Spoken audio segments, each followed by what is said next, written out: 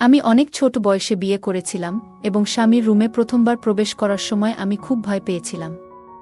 তখন আমার শ্বশুর এসে বললেন, তুমি একা থাকতে ভয় পাবে না, আমি তোমার পাশে থাকব। শ্বশুর আমাকে আমার স্বামীর ঘরে নিয়ে গিয়েছিলেন। এরপর আমার স্বামী আর শ্বশুর দুজনেই সেখানে ছিলেন, যা আমার জন্য খুবই অস্বস্তিকর ছিল। আমার নাম নেহা। আমি দেখতে অনেক সুন্দর ছিলাম, গায়ের রং ছিল ফর্সা অনেক। আমি যেখানে বড় হয়েছি সবাই আমাকে দেখে হিংসা করত। আজকের গল্পে আমি তোমাদের আমার জীবনের সত্যি কিছু অভিজ্ঞতা শেয়ার করব। আমি 18 বছর বয়সে বিয়ে করি এবং আমার স্বামী আমার থেকে 11 বছর বড় ছিলেন। এটা আমার জন্য একটা কঠিন পরিস্থিতি ছিল, কারণ এত কম বয়সে বিয়ের পর কেমন অনুভূতি হতে পারে সেটা আমি বুঝতে পারিনি। ছোটবেলায় যখন আমি মাত্র 6 বছর বয়সী ছিলাম, আমার এক আত্মীয় আমাকে একটি আশ্রমে রেখে চলে যান। সেই আশ্রমে থাকাকালীন এক বয়স্ক মহিলা, তাসলিমা বাই, সবসময় আমাকে হেনস্থা করতেন, কারণ আমি দেখতে সুন্দর ছিলাম।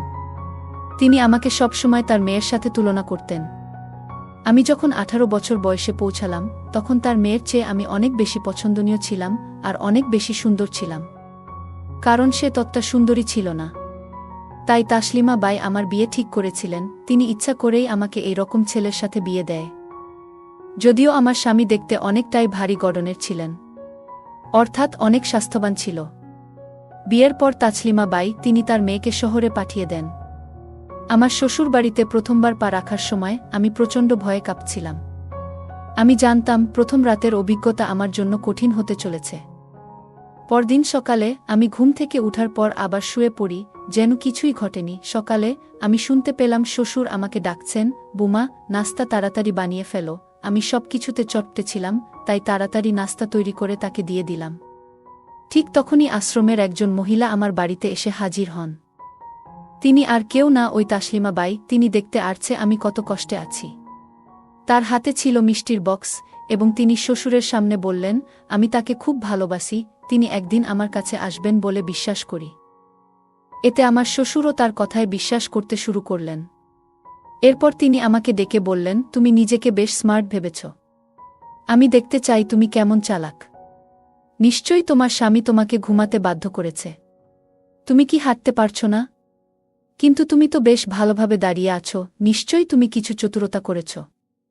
কিন্তু ঠিক আছে, আজ না কাল তুমি এর ফল পাবে। আমি আর তাকে কিছু বলিনি, কারণ সে অনেক খারাপ মহিলা। আমি কেন রসগোল্লা নিয়ে এসেছি সেটা তুমি শীঘ্রই বুঝতে পারবে। তাসলিমা বাইরের কথা শুনে আমার মাথায় একরকম অস্থিরতা ছেয়ে গেল। রাতে হঠাৎই আমার কপালে কিছু ভারী অনুভব করলাম, যেন সেখানে কারো হাত ছিল। এরকম কিছু টের পেয়ে আমি ঘুম থেকে জেগে উঠলাম এবং তাকে বললাম কপাল থেকে হাত সরিয়ে নিতে। কেন হঠাৎ তুমি এমন অনুভব করছো? সে জিজ্ঞাসা করল। আমি তখন খুব অসুস্থ বোধ করছিলাম। স্বামী আমাকে হাসপাতালে যেতে বললেন, কিন্তু আমি মনে করছিলাম যে আমার এই অবস্থার কারণ হয়তো মানসিক চাপ, আর হাসপাতালে যাওয়া হয়তো প্রয়োজন ছিল না। হয়তো বিয়ের সকল ব্যস্ততার কারণে আমি এত ক্লান্ত হয়ে পড়েছিলাম। তাই তাকে দুটো কথা বলে আমি ঘর থেকে বেরিয়ে এলাম। একই ঘরে তার সাথে বসতে আমার মনে ভয় কাজ করছিল, তাই আমি বাইরে বেরিয়ে গেলাম। তখন শ্বশুর বাইরে বসেছিলেন। তিনি আমাকে দেখে জিজ্ঞেস করলেন, তুমি ঠিক আছো? আমি মাথা নিচু করে তাকে বললাম, তাসলিমা বাই কোথায় গেছেন? তিনি জানালেন যে আশ্রম থেকে ফোন আসায় তিনি সেখানেই চলে গেছেন। শ্বশুর আমাকে আশ্বস্ত করে বললেন, চিন্তা করো না, আমি তাকে ফোন করে জানাবো যে তুমি ভালো আছো। আমি সেই বাড়িতে দিন কাটাতে শুরু করলাম, কিন্তু রাতের কথা ভেবে আমার ভেতরে ভয় কাজ করছিল। যখন রাত নামল, আমি তাকে আবার দেখি বলের মতো সেজে এসেছে, যা দেখে আমার মনে আবার অস্থিরতা কাজ করল। সে আমার হাত ধরে আমাকে বিছানায় শুইয়ে দিল এবং বিশ্রাম নিতে বলল। কিন্তু হঠাৎ মাঝরাতে আমি শরীরে একটা ভারী অনুভূতি টের পেলাম। লোকটার উপস্থিতি আমাকে কিভাবে সামলাতে হবে তা বুঝতে পারছিলাম না।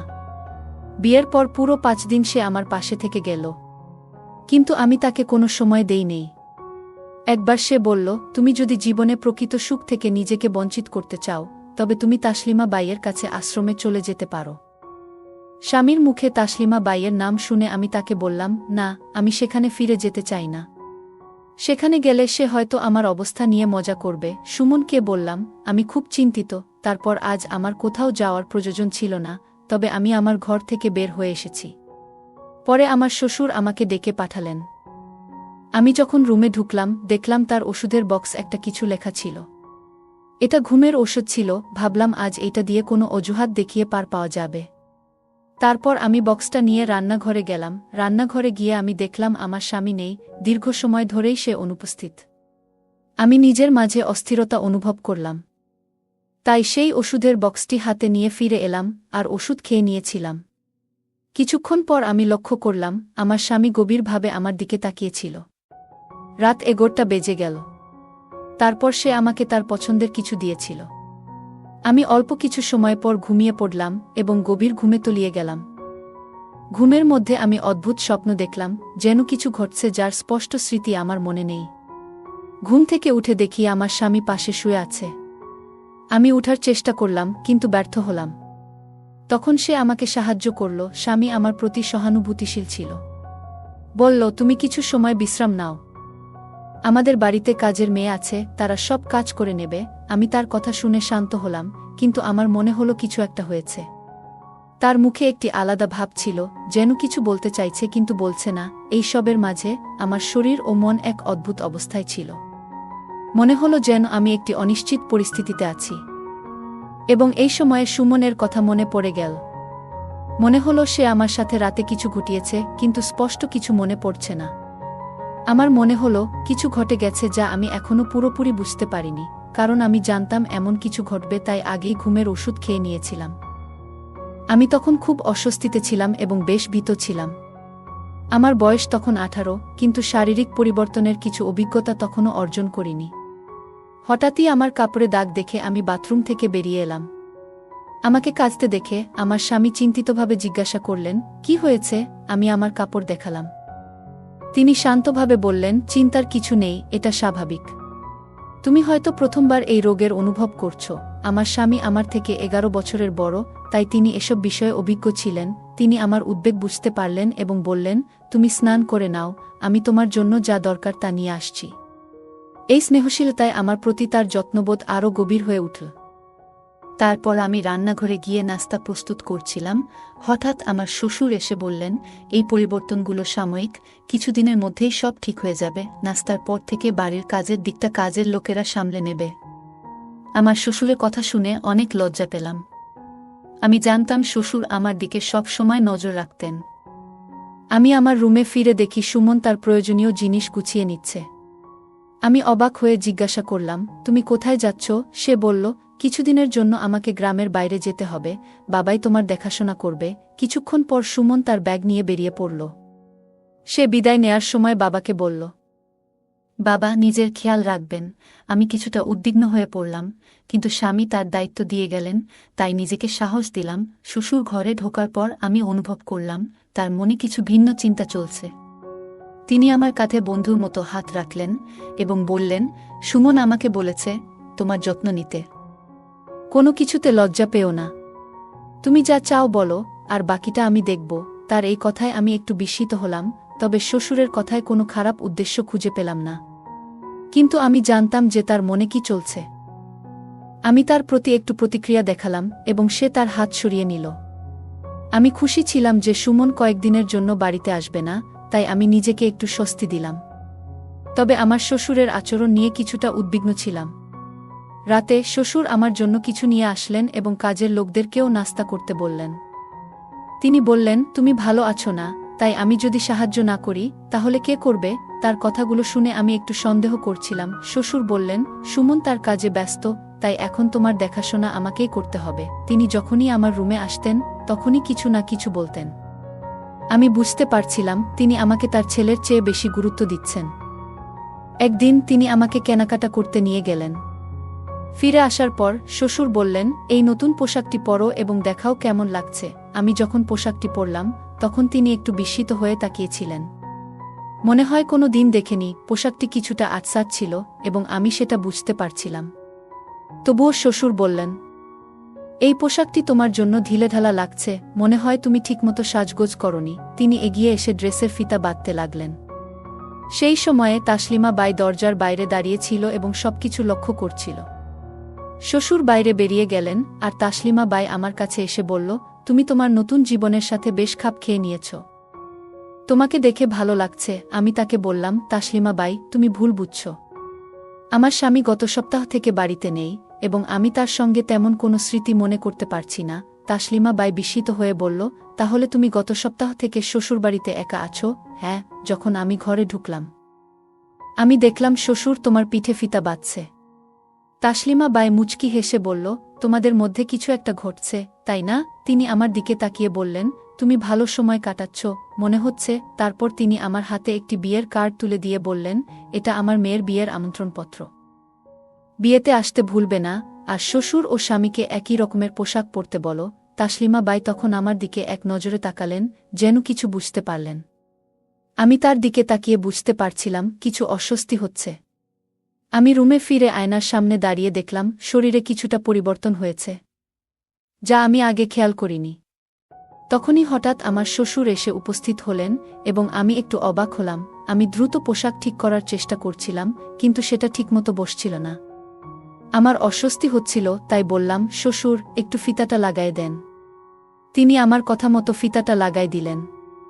তারপরেও মনে হচ্ছে কিছু একটা ঠিক নেই। তারপর শ্বশুর বলল, আমার একটু পা ব্যথা করছে। আমি শ্বশুরের পরামর্শে তার পা মালিশ করতে লাগলাম, কিন্তু তার দৃষ্টিতে কিছু অদ্ভুত দেখছিল।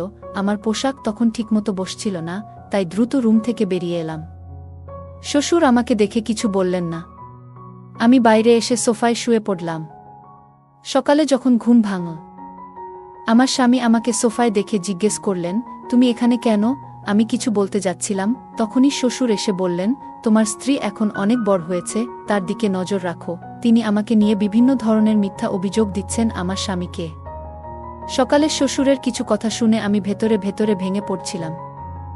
মনে হচ্ছিল তার কথাগুলো আমার জীবনের শান্তি নষ্ট করতে পারে। কিন্তু তখন সুমন আমার দিকে তাকিয়ে বলল, আমি নেহার বাইরের রূপ দেখে বিয়ে করিনি। তার মধ্যে যে আন্তরিকতা আর মানসিক শক্তি আছে, সেগুলোই আমার কাছে সবচেয়ে গুরুত্বপূর্ণ। তার শরীর যেমনই হোক, সে আমার স্ত্রী এবং আমি তাকে কোনো কারণেই ছেড়ে যাব না। স্বামীর মুখে এমন কথা শুনে আমার চোখে পানি চলে আসলো। আমি বুঝতে পারলাম, আমি যাকে শুধু বাহ্যিক অবয়ব দিয়ে বিচার করছিলাম, তার হৃদয় কতটা বিশুদ্ধ। আমি শ্বশুরকে বললাম, আমি জানি না আপনি কেন আমার জীবনকে জটিল করতে চাচ্ছেন, কিন্তু আপনার কোনো কৌশলী সুমন এর মতামত বদলাতে পারবে না। সে এমন একজন যার মন পরিষ্কার এবং সৎ, আর এখন আমি তাকে আরও বেশি ভালোবাসতে শুরু করেছি। শ্বশুর উত্তরে বললেন, আমি শুধু তোমাকে দেখাতে চেয়েছিলাম যে বাহ্যিক সৌন্দর্যই সব কিছু নয়। তুমি যে গর্ব করছিলে সেটাই তোমার পরিবর্তন আনতে বাধ্য করেছে। কিন্তু মনে রেখো, ভালোবাসা মুখের সৌন্দর্য বা শরীরের আকৃতির উপর নির্ভর করে না। প্রকৃত ভালোবাসা আসে অন্তরের গভীরতা থেকে। তারপরও শ্বশুর বললেন, ভালোবাসা যদি সত্যিই থাকে, তাহলে তা শরীর বা মুখের উপর নির্ভর করে না, প্রকৃতির সঙ্গেই তা সামঞ্জস্যপূর্ণ হওয়া উচিত। সুমন কখনো আমাকে আমার ইচ্ছার বিরুদ্ধে কিছু করতে বলেনি, তার প্রতি আমার শ্রদ্ধা এখন আরও বেড়ে গেছে। 4 দিন পরে তাসলিমা বাইজের মেয়ের বিয়েতে আমরা উপস্থিত হলাম। সেখানে গিয়ে দেখি তাসলিমা বাইয়ের জামাই আমাকে অভ্যর্থনা জানাচ্ছে, চোখে আনন্দের অশ্রু নিয়ে সে আমার প্রশংসা করছিল, কিন্তু আমি বুঝতে পারছিলাম যে তার এই প্রশংসার পেছনে আমার স্বামীর সম্পদের প্রভাব রয়েছে। তখন আমি সুমনকে বললাম, তোমার যদি এত টাকা থাকে, তাহলে তুমি চাইলে স্লিম হতে পারতে। কেন করনি? সুমন হাসি মুখে বলল, নেহা, আমি এমন একজন সঙ্গী চেয়েছিলাম যে আমাকে আমার আসল রূপে গ্রহণ করবে। আমার সম্পদের জন্য অনেকেই আমাকে বিয়ে করতে চেয়েছিল, কিন্তু আমি এমন একজনকে খুঁজছিলাম যার মধ্যে সরলতা এবং আন্তরিকতা আছে। তোমার মধ্যে আমি সেই গুণগুলো পেয়েছি, তাই তোমাকে আমার জীবনের সঙ্গী হিসেবে বেছে নিয়েছি। আর তুমি যেমনটা ভাবছ, আমার বয়স 30 নয়, বরঞ্চ 20। আমার শরীরের গঠনটাই আমাকে একটু বয়স্ক দেখায়, আর কিছু নয়। এরপর সে বলল, যদি তুমি চাও আমি স্লিম হই, তাহলে আমি এখন থেকেই ব্যায়াম করতে রাজি আছি। তোমার মতো আমিও ডায়েটিং শুরু করব। আমরা দুজনেই একে অপরকে জড়িয়ে ধরে হাসতে লাগলাম। এখন মনে হচ্ছিল শ্বশুরের হাত থেকেও বাঁচলাম, এবং যাকে এতদিন খারাপ ভাবতাম সেই এখন আমার আসল ভালোবাসা, আসল জীবনসঙ্গী।